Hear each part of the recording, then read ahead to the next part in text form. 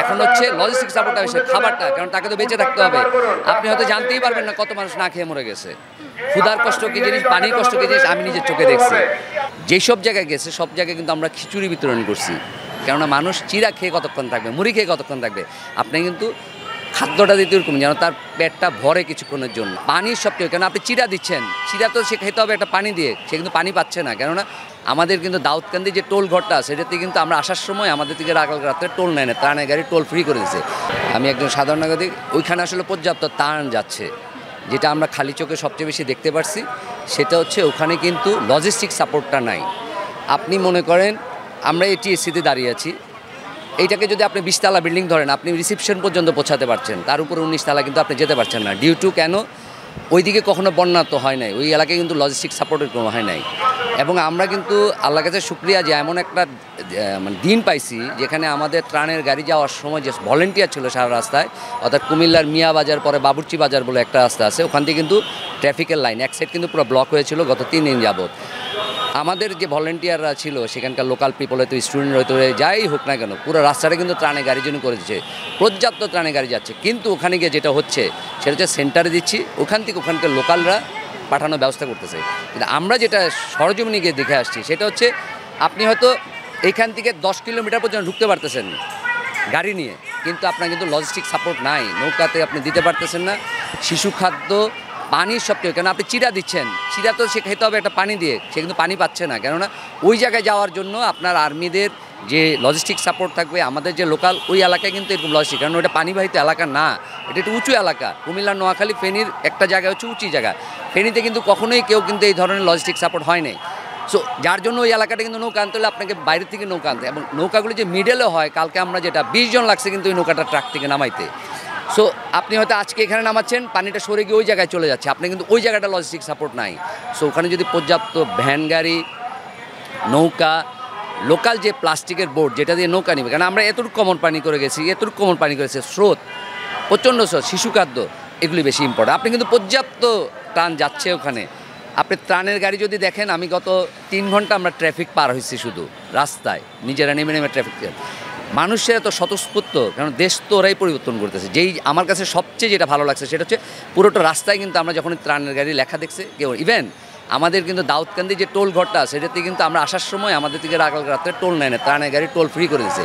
তো যারা এই ধরনের উদ্যোগগুলি নিচ্ছে সমন্বয়করা, ওনাদের একটা কথা তো সারা বাংলাদেশে ছড়ে যাবে। কারণ ওই এলাকায় আমরা যখন গতকাল যেমন আমরা পরশুদিন কিন্তু আমরা কোনো অ্যাক্টিভিটিস করতে পারিনি ডিউ টু নৌকার অভাবে কিংবা লজিস্টিক সাপোর্টের অভাবে, কিন্তু গতকাল কিন্তু আমরা খুব প্ল্যান ওয়াইতে করতে পারছি, যে 4টা দল 4 জায়গায় গেছি এবং ওখানকার লোকালদের কিন্তু আমরা সাহায্যটা নিছি, এবং লোকালরা কিন্তু আমাদেরকে বলে দিচ্ছে এই রাস্তার থেকে আপনি এই রাস্তায় আসেন তাহলে কিন্তু সুবিধা হবে। এবং যেসব জায়গায় গেছে সব জায়গায় কিন্তু আমরা খিচুড়ি বিতরণ করছি, কেননা মানুষ চিড়া খেয়ে কতক্ষণ থাকবে, মুড়ি খেয়ে কতক্ষণ থাকবে।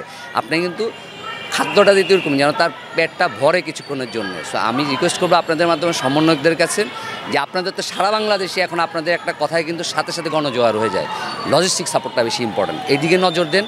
এটা দিলে আপনার সবচেয়ে বড় যেটা দুঃখজনক, আমাদের এত আমরা কিন্তু দেশে পরিবর্তন করছি, কিন্তু আমাদের মতো দেখতে, মানুষের মতো দেখতে যে ডাকাতরা দুর্বৃত্তায়নটা করতেছেন এবং ত্রাণটা নেওয়ার পরে ত্রাণটা বাইরে বিক্রি করে দিচ্ছেন, এটার থেকে আপনারা, এটা কি হচ্ছে, কোনো প্রমাণ আছে? এটা আমরা ফেনীতে পাইছি।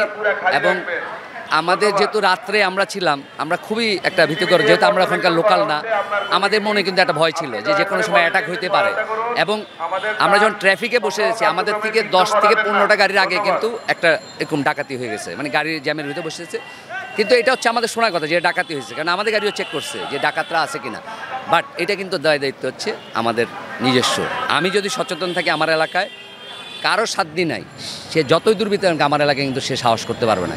সবচেয়ে বড় ইম্পর্টেন্ট মেসেজটা হচ্ছে ওনাদেরকে এখন এই মেসেজটা দরকার, কারণ লজিস্টিক সাপোর্ট ছাড়া আপনি হয়তো, আমরা সবাই খালি চোখে দেখতেছি এখানে অনেক ত্রাণ, কিন্তু ত্রাণগুলো যাচ্ছে কিন্তু পর্যাপ্ত জায়গায় যাচ্ছে না। আমি জাস্ট আপনাকে যদি একটা ছবি শেয়ার করি, আপনি দেখতে পারবেন যে আমাদের কালকে আর্মির এক ভদ্রলোক আমাদেরকে যখন, ওনার নাম হচ্ছে ক্যাপ্টেন তাজ, উনি আমাদেরকে রিকোয়েস্ট করছে যে আমাদের তো পর্যাপ্ত স্পিড বোট নাই কিংবা আমাদের নৌকা নাই, আমরা যে একটা জায়গা, আমি হয়তো এই জায়গায় পাঠাতে পারছি, কালকে কিন্তু ওই জায়গাটা পাঠাতে পারছি না।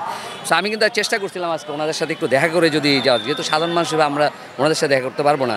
কিন্তু আপনি দেখেন এখানে আসলে আপনি কতটুকু আপনি এই জায়গাটা কিভাবে আপনি দেখাবেন, এত দূরে আপনি কিভাবে যাবেন, কোনো ওয়ে নেই, কারণ আপনার কাছে গাড়ি আছে, সব আছে, কিন্তু আপনি যেতে পারবেন না। সেক্ষেত্রে আপনার সাজেশন কি, যেখানে মনে করেন যে ছাত্র জনতা যারা রয়েছে এবং যারা ভলেন্টিয়ার রয়েছে, যারা হচ্ছে এই ত্রাণগুলো ওই জায়গাতে তাদের কাছে পর্যাপ্ত পরিমাণে নৌকা অথবা বোট না থাকার কারণে যেতে পারছে না, আপনি ওই জায়গায় যারা আছে সমন্বয়করা যদি এটা বলে দেয় যে এই লজিস্টিক সাপোর্টটা ওই এলাকাটা, তো সে চিনবে কোথায় কোথায় নৌকাটা পাওয়া যায়, কোথায় কোথায় থেকে এই লজিস্টিক সাপোর্টটা দেওয়া যায়, কেননা আপনি ওখান থেকে কিন্তু সেক্ষেত্রে তো ওই জায়গাটাতে যাওয়া, আমি যতটুকু জানতে পেরেছি আমাদের ভলেন্টিয়াররা আর হচ্ছে যারা ছাত্র জনতা রয়েছে তারা কিন্তু আমাকে বলেছে যে ওই কিছু কিছু জায়গা আছে ওখানে যাওয়া তাদের জন্য রিস্ক হয়ে যাচ্ছে। হ্যাঁ, যেমন আমাদেরটাই গোমতীর যখন গোমতীর বাঁধটা যখন ভেঙে গেছেন, ওই গোমতীর বাঁধটায় যেটা আছে সেই জায়গাটায় কিন্তু আপনার সমস্যা হচ্ছে, সেই জায়গাটায় গোমতীর বাঁধের স্রোতে আমাদের নৌকা কিন্তু যেতে পারে নাই।